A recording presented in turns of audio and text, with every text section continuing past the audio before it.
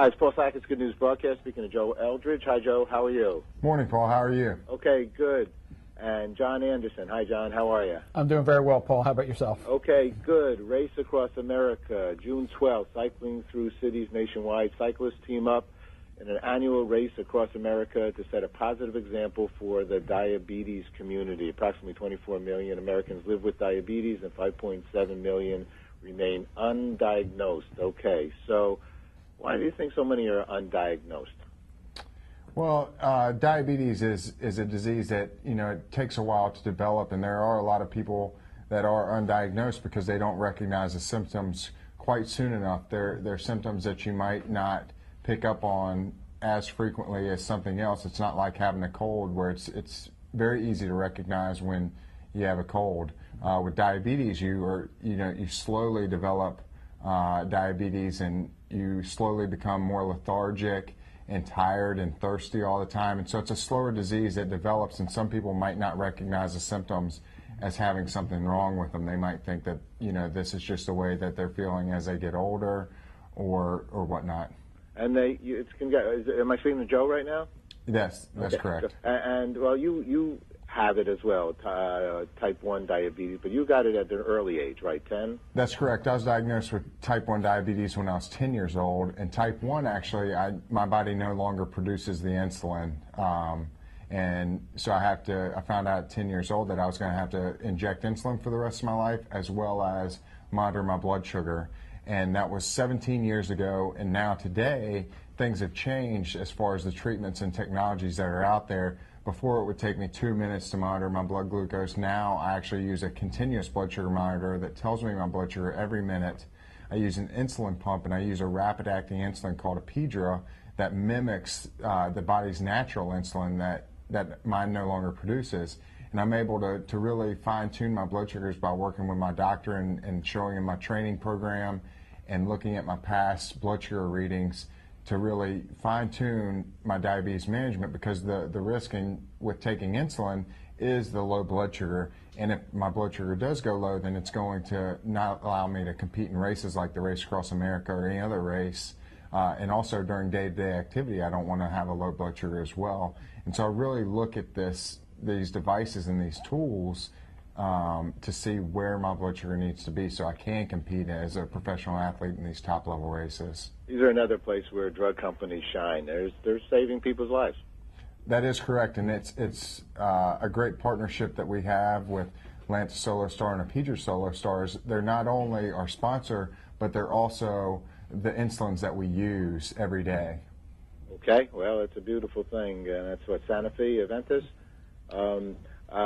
Let's see here. John, now, you have type 2 diabetes. What's the difference between type 2 and type 1?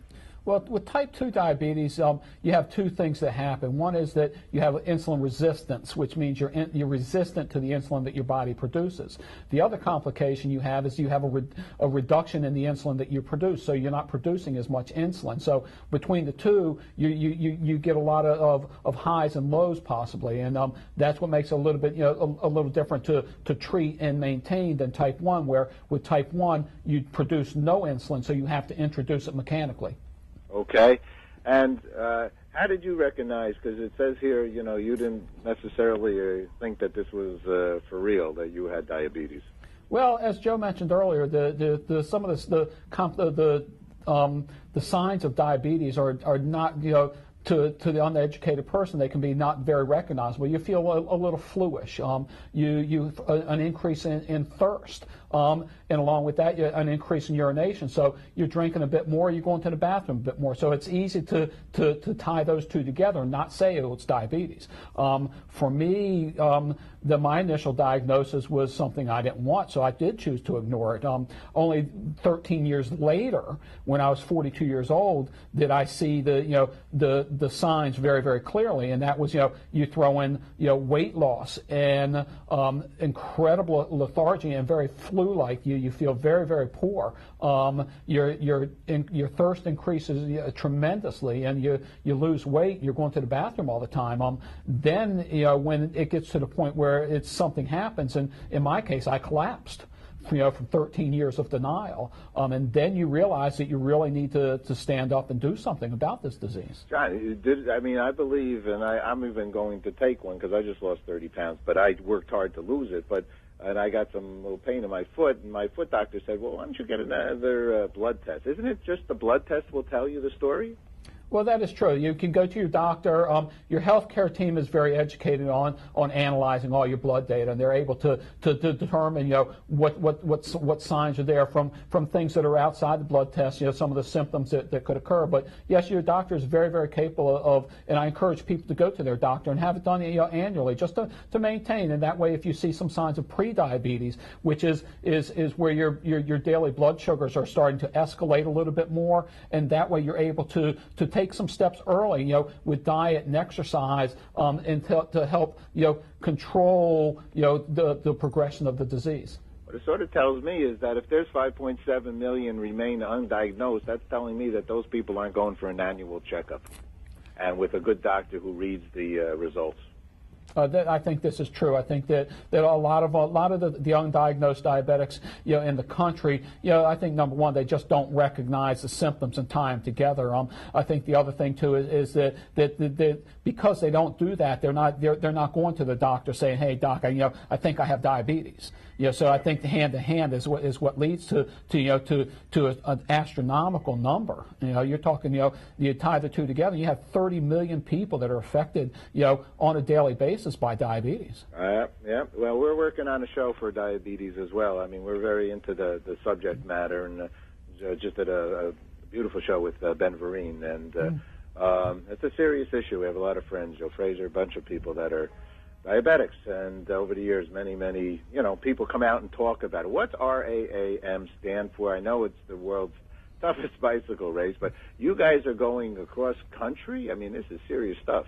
Right, well, that's the Race Across America, and it's actually 3,053 miles. It starts in Oceanside, California, and goes to Annapolis, Maryland, and it's a non-stop bike race across the country. It's been going on for about 30 years now, and Team Type 1 first competed in the race in 2006, and Team Type 2 started the race last year for the first time, and actually Team Type 1 holds the current record for transcontinental crossing in 5 days, 9 hours, and 5 minutes. And Team Type 2 last year, in their first attempt at the race, finished the race in 7 days, 7 hours, and 24 minutes. And this is against 300 other racers who are not affected by diabetes and don't have to do the things like monitoring their blood glucose levels, adjusting their insulin levels. They're just out there racing, and we're out there racing and controlling our blood sugars. And so for the diabetes community, it's huge to see us, not only racing in it, but racing well and achieving our goals out there. And so it's a great thing for us, and it's really inspiring for the diabetes community to see us out there racing and see all the 53 members of Team Type 1 and Team Type 2 out there, achieving their goals. What we're basically saying is that this natural situation in your body, or however you received it, however you got it, is not going to keep you from doing what you need to do. That's correct, and diabetes is not going to hold us back from competing in the Race Across America or any other events or any objectives that we have in life. We're going to have to, if you are affected by diabetes, then you have to do a few extra things. You have to monitor your blood glucose, you have to adjust your insulin levels accordingly so that you are able to perform at that top level and your blood sugar is not going too low and it's not going too high. So in essence, emphasize the fact that unless you do, though, take care of yourself, and one, know that you have it, two, take care of it, that you do have it, then, you probably will have more difficulty in this situation, right? Oh, that is true. That it's been proven over the years that diet and exercise and adhering to a good treatment plan go hand in hand with long-term healthy living with diabetes.